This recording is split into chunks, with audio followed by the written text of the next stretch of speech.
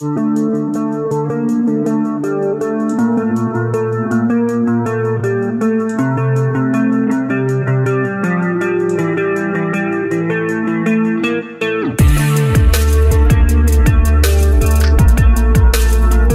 Chine, en forme longue, et la République populaire de Chine, également appelée Chine populaire, est un pays d'Asie de l'Est.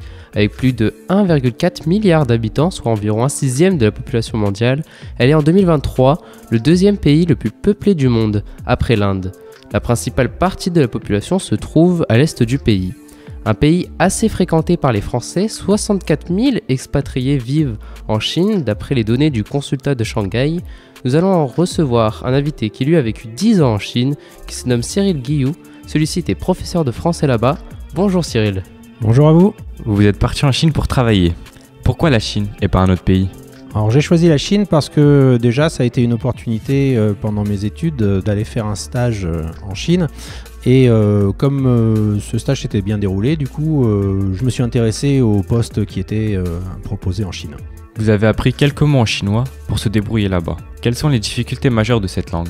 Principalement, ce sont les tons, parce que les syllabes se prononcent, mais avec des tons différents. Et donc, si on ne met pas le bon ton, on parlera d'un autre mot. Par exemple, si vous utilisez la syllabe ma et que vous ne la prononcez pas très bien, vous pouvez faire un cheval ou maman. Vous nous avez dit que vous avez mis un certain temps à vous adapter à la flexibilité au monde du travail en Chine. Quelles sont les différences majeures avec le monde du travail en France ?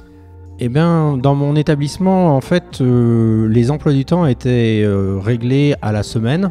En étant avec un internat comme à la MFR, on avait des contraintes qui faisaient que parfois les élèves rentraient le mercredi, par exemple, et travaillaient jusqu'au dimanche.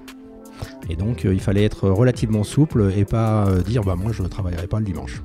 À l'époque où vous êtes allé en Chine, il suffisait d'une simple licence pour obtenir un visa de travail d'1 an là-bas. Comment fait-on à l'heure d'aujourd'hui pour travailler en Chine ? Les autorités chinoises ont restreint l'accès à des postes d'enseignants, notamment parce qu'ils voulaient avoir une qualité supérieure d'enseignants. Et maintenant, pour postuler, il faut effectivement avoir une maîtrise pour arriver à avoir un visa de travail. On sait que vous avez habité dans 3 villes différentes, à Dalian, Nanjing et à Foshan. Où sont-elles situées ? Dalian est dans le nord de la Chine, pas très loin de la frontière nord-coréenne. Nanjing est au centre, à peu près à 300 km de Shanghai. Et puis Foshan est dans le sud, à côté de la ville de Canton. Vous pouvez nous dire à quoi ressemblent ces villes ? Alors elles sont assez différentes. Dalian est une ville portuaire, donc les constructions sont organisées autour du port. Et puis ça a été une ville qui a été colonisée par les Russes, donc il reste quelques bâtiments d'inspiration russe. Nanjing a été une des capitales de la Chine. Autour de la ville, vous avez beaucoup de tombeaux des anciennes dynasties chinoises.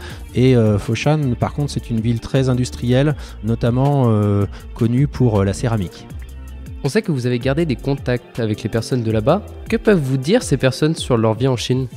Eh ben, j'ai des contacts effectivement avec mes anciennes élèves, avec aussi mes anciennes collègues.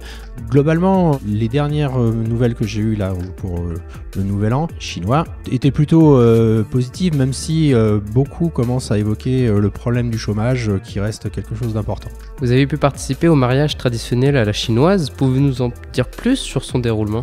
Alors, c'est un petit peu particulier, effectivement, le mariage chinois. Déjà en termes d'invitation au repas, j'ai participé à 2 mariages où on avait 400 invités au repas, donc très très gros mariage avec la couleur qui domine, c'est le rouge pour le bonheur, et puis la notion aussi d'apporter de l'argent et du bonheur, donc des poissons rouges, voilà, d'autres choses dans ce style. Si possible, vous retournerez en Chine avec grand plaisir. Mais que faut-il faire actuellement pour pouvoir rentrer en Chine, sachant que c'est un État autoritaire ? En termes de tourisme, il n'y a pas de souci particulier, à part si vous avez eu des problèmes avec le gouvernement chinois. Pour le reste, dans la vie quotidienne en Chine, les seules choses auxquelles il faut faire attention, c'est bien garder les limites que donne le gouvernement sur certains sujets sensibles. Comment avez-vous vécu votre retour en France après avoir passé 10 ans en Chine ? comme celui de quelqu'un qui revient dans son pays et pourtant qui est un étranger. C'est-à-dire que mes repères pour moi c'était la France de 10 ans avant. Et la France évolue comme le reste des pays, donc quand je suis rentré en France, il y a des choses qui m'ont surpris. Il a fallu que je recrée un réseau professionnel, parce que mon réseau professionnel était en Chine. Il a fallu que je retrouve un appartement, il a fallu que je gère plein de choses au niveau financier, donc effectivement ça a été assez compliqué. Et disons, pour s'acclimater au retour en France, il m'a fallu une bonne année, globalement, pour arriver à reprendre le rythme. Avez-vous une anecdote qui vous a marqué sur votre vie là-bas ?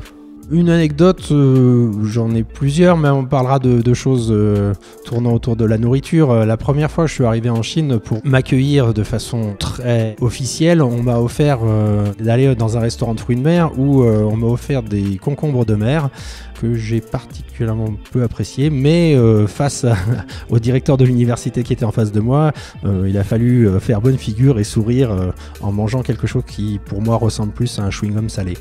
Merci Cyril Guillou d'avoir répondu à nos questions sur la vie en Chine.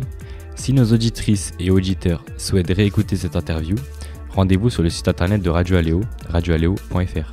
Au revoir. Au revoir.